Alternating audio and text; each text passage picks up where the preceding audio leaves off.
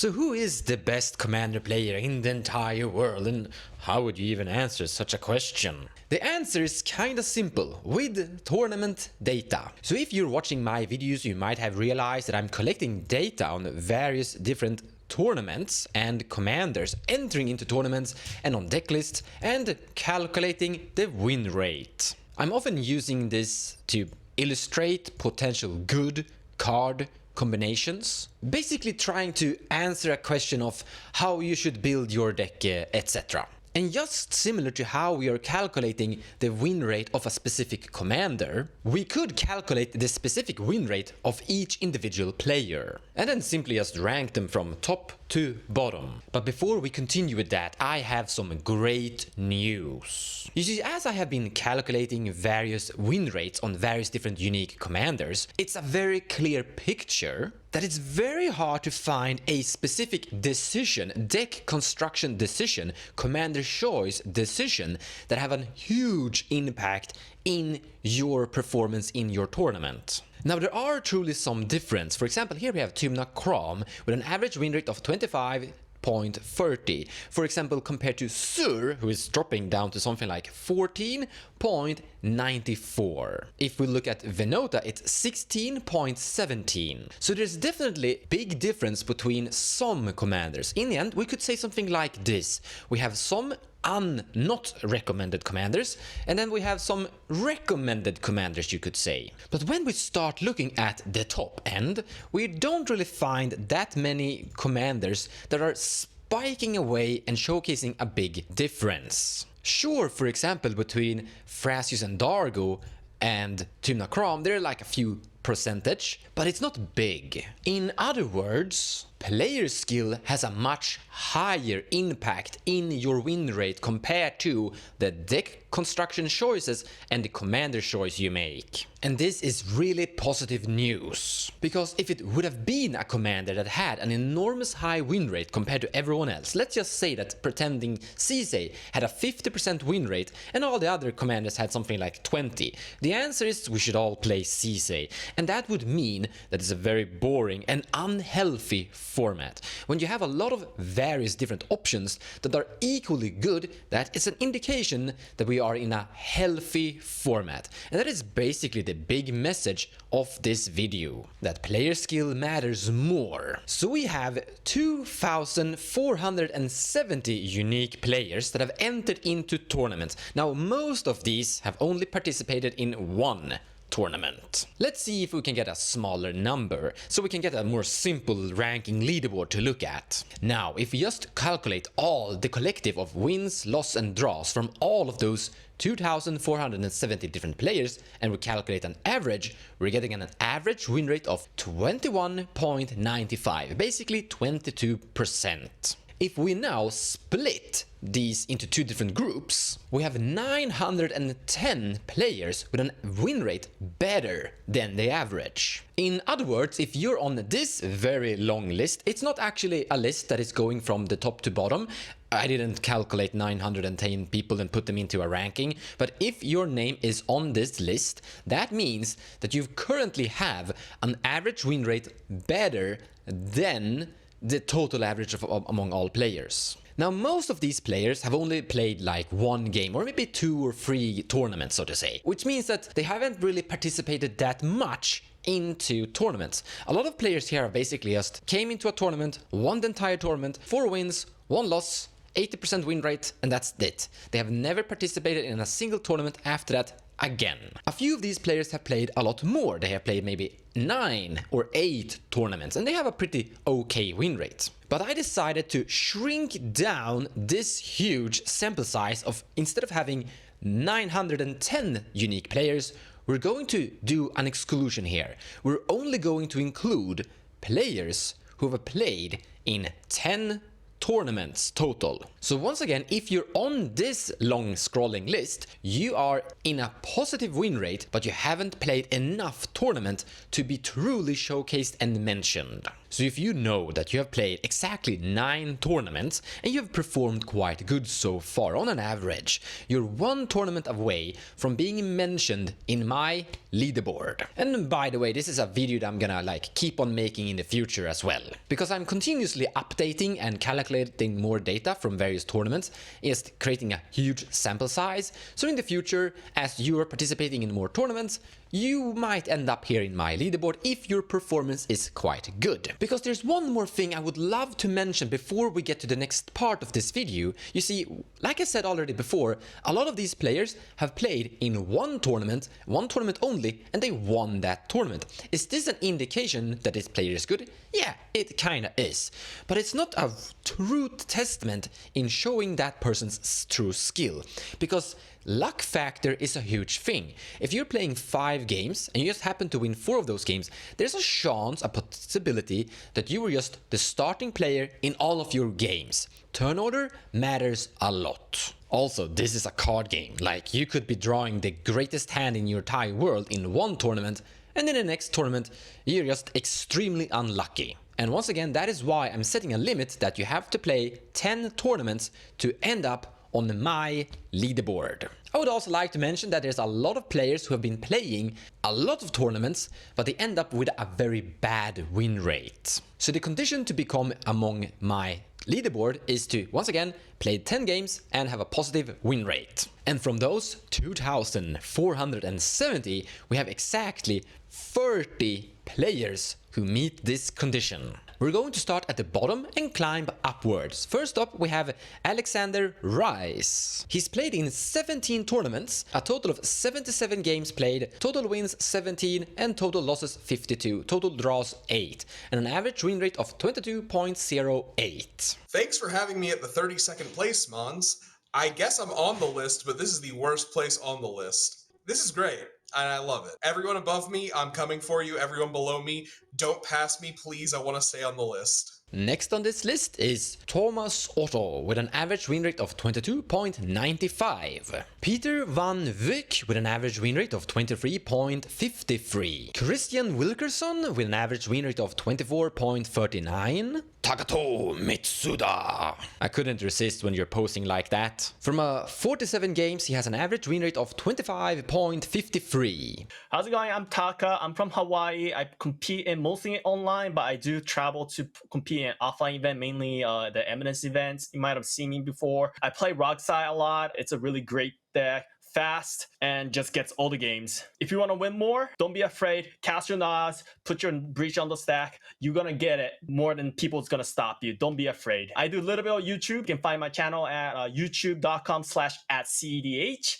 I also sell some cEDH tokens. You can find those at cEDHtoken.com. Thank you so much. Corey Mears with an average win rate of 25.81 from a total of 62 games played. Sergio Navarro with an average win rate of 26.32 from a total of 133 games played. That's a total of 27 tournaments he's entered into. If you actually take a look at that plus sign next to that, plus 4.37, that's how much better win rate this player has compared to the total average. Next is Shauna Gillis, and I hope I pronounced that correctly. She has an average win rate of 26.83 from a total of 123 games played, a total of 24 unique tournaments she has entered into. Hello, I'm Shauna. My win rate is definitely lower than I expected it to be. I have played a lot of games and I've played in a lot of tournaments, and my win rate has just continuously gone down. I'm sure my friends would attribute that to me playing a bad deck. Niv Mizzet is something that I've stuck with for every single one of these games. Yeah, as Mons always says, it's about your playstyle, not about your deck. So the reason that my win rate was so high in the first place was attributed to my ability to communicate to my table as a player. It's a bad deck because I can't tutor for my win condition. So I like to compare it to Rhystic Study. It's very scary and it has a lot of value over the game. Niv will not win the game as fast as an Ad Nauseam. Niv will not win the game as fast as a deck that can just tutor for breach and win the game. Continuously communicating this to my opponents and making it very clear where I'm at in my game plan has contributed a lot to my wins. The reason that it's reasons my win rate has gone down so much is because my opponents have slowly realized that sometimes I'm speaking bullshit. They're starting to realize that even if I don't have anything now, Niv staying on the board will contribute to me being in a place and in a position that makes my win almost guaranteed. It's a really hard deck to play around, so that's why my opponents sometimes make the incorrect decision to remove my Niv or focus their interaction on me when there's a bigger threat on the board. They would remove my Niv and then we would immediately lose to the next player. I guess the only thing I can say to avoid your win rate dropping this much is just to continue to communicate to your opponents, and it is now completely allowed for you to reveal your hand to the table. You have to be able to gain the favor of your opponents when it's favorable to you. Make your opponents realize that you're on their side until it's too late and you're winning the game. Kai Powell, another cEDH content creator with an average win rate of 27.27 from a total of 77 games total. Vincent May, average win rate 27.42 with a total of 62 games played. Sean Barmapov, I hope I pronounced that one correctly as well, 29.41 average win rate from 51 games. And as you can see now, we're starting to climb up to like areas where commander average win rate and card individual average win rate don't reach. Dominic Fenton with an average win rate of 31.51. I love this picture. This is how you pose when you win. This is Alana, I can't pronounce that surname, I'm sorry. Alana from Playing with Power, with an average win rate of 31.34 and increase by 9.39 compared to the total average, from a total of 67 games played, 12 tournaments entered into. Mitchell Stephenson with an average win rate of 32.35 from 68 games played. Tuka with an average win rate of 32.50 from a total of 80 games played. Daniel Brown, from a total of 55 games, he has achieved a 32.73 average win rate. Ignacy with an average win rate of 32.84 from a total of 67 games played. Eric DeVito, I kinda like that name. From a total of 66 games, he has achieved a 33.33 average win rate. Wait, this is actually kinda interesting. Look, he has a total of 22 wins, total of 33 losses and 11 draws. You can't get a better 33.33 average win rate than that. It's almost an achievement in itself. Adam.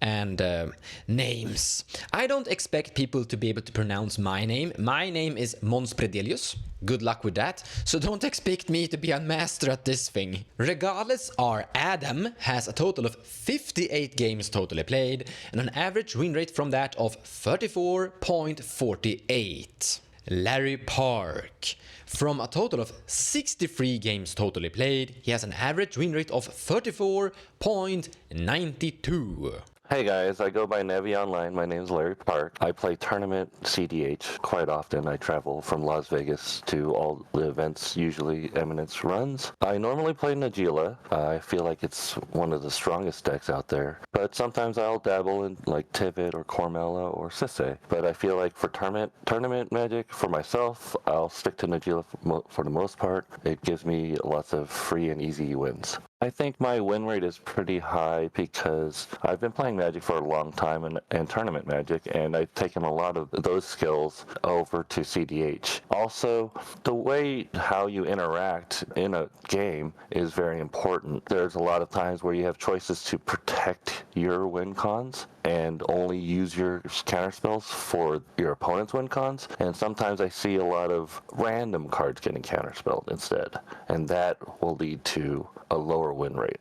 Rich Lisonbe, I hope I pronounced that name correctly. With a total of 71 games, he has achieved a 35.21 average win rate. MEMO! He's a friend of mine. I usually play against him on some of my games on my cEDH TV gameplay series. He has a total of 65 tournament games and an average win rate of 35.38. Hey guys, it's your boy Memo. I just wanted to say that there are many ways to victory. What worked for me is consistency. Consistency breeds success. I stick to one deck for a very long time and it worked out for me. Another level up moment for me was to focus on improve and just try to get better and focus on that instead of focusing on little things. Just keep the bigger picture in mind, and that should be becoming a better player. As long as you take one of the viable top decks, I don't think it matters too much which one you're picking. Just make sure that you're playing good cards and good win cons, and you will win more. Or if you want to take it to the next level and really want to improve your game, hit me up for a coaching session and we will make it work. Max Sternberg. With a total of 106 total games played, quite a lot, he has an average win rate of 35.85. Hi, my name is Max Sternberg, better known as Wounded Satellite. I also have my own show called Colors Are a Crutch, so check out the link in the description below. I'm best known for my tournament experience playing Kinnan Bonder Prodigy, which is a deck I am super passionate about and love from the bottom of my heart. I definitely recommend if you want to do good in this community, trying to play something that you do love and are passionate about. It makes the experience so much more fun, so much more enjoyable. Do not feed the fish and recognize that all those intentional draws are going to hurt your win rate a little bit. Yule Justice. From a total of 63 games played, he has an average win rate of 36.51. We're getting very close to the 40% mark. We have Zane Nair. With a total of 15 tournament games, a total of 86 games played, average win rate of 39.53. What is up, guys? Feels good to be at the 5th place here, but obviously there's 4 more places to go, and if you're looking to get better at this game, I recommend just playing with the best players, talking with those players about all the games you play. Make sure you're retroing all your games. That's what I'm doing all the time. When I play a lot, I talk about each game I play, what we could have done better, what other people could have done better, what I could have done better. Always got to be thinking about what you can be improving on. There's always something. You can't just blame everyone else or blame certain actions. There's always edge that you can find in all of your actions.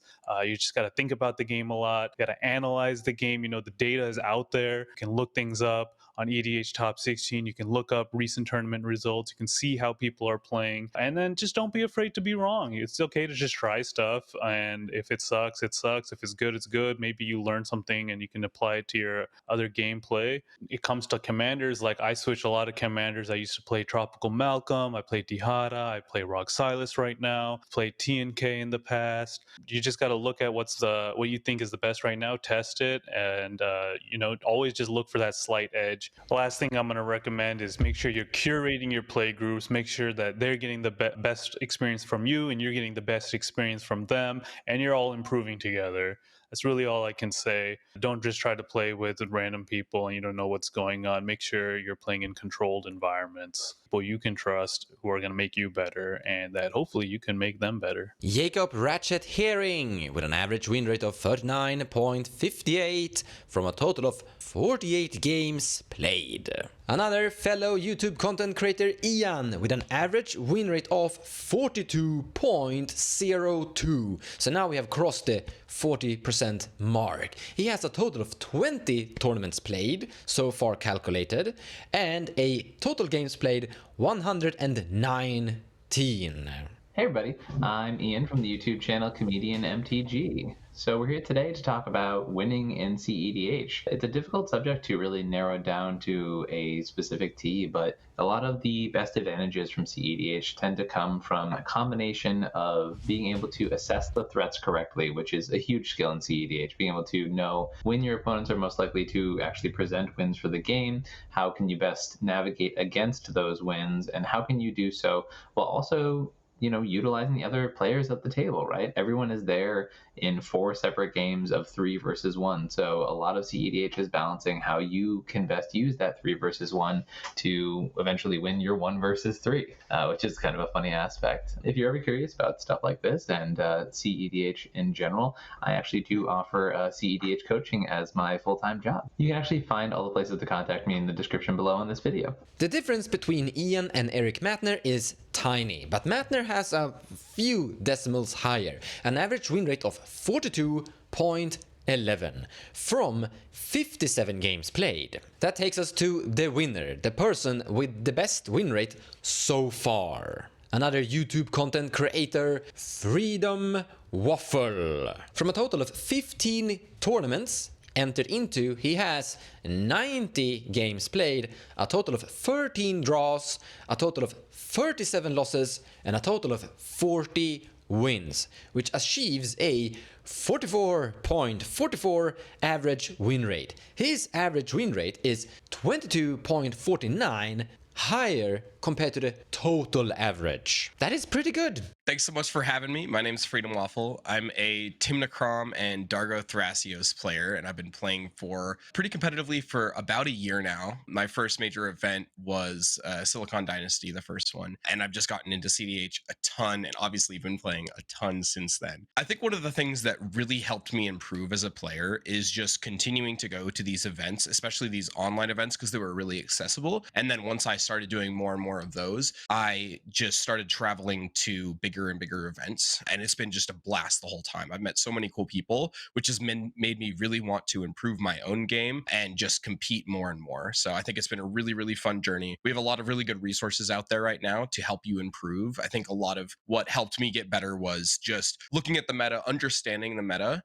the decks that I needed to beat in order to not only tech my own deck against them, but also tech my play against them and understand how my opponent's combos work so I can stop them. If you want to learn more, you can go check out my YouTube channel at FREEDOMWAFFLE. I have some gameplay videos with some top players, educational content coming out pretty soon, and interviews with tournament winners. And I hope you guys enjoy the little Pontus sun that I created for the channel. So that was a blast to make, and I hope you guys have been enjoying that. Now this video is its first of its kind. First time ever just calculating the entire community's average win rate and just trying to find the best player in the game. And I do believe that this is a good way to actually look at it. Just calculate all different players' unique performance in various tournaments and see who is getting the best and what is kind of the average win rate among the population. But I would like to point out that there are a few people who haven't played enough tournaments yet who are actually showing a great promise. So in the future, this kind of player leaderboard might get bigger over time. We have also not answered the simple question of why are these players good? Or well, some of them have had their say. And I hope you got some good information from them. In futuristic videos, we could start to look at the difference between these 30 players that I've showcased and the total majority of other players to get an indication of are these players who are winning more often doing something the others don't. But that is for a future video. We did showcase a lot of other cEDH content creators, and you will find all their links to various YouTube channels in the description below of this video. Because like most of them said, if you actually want to talk to them and get their responses and suggestion and potential advice, you know where to find them. If you have any feedback on this video, I would love to read them in the comments below of this video. Thank you so much for watching, and stay safe, guys.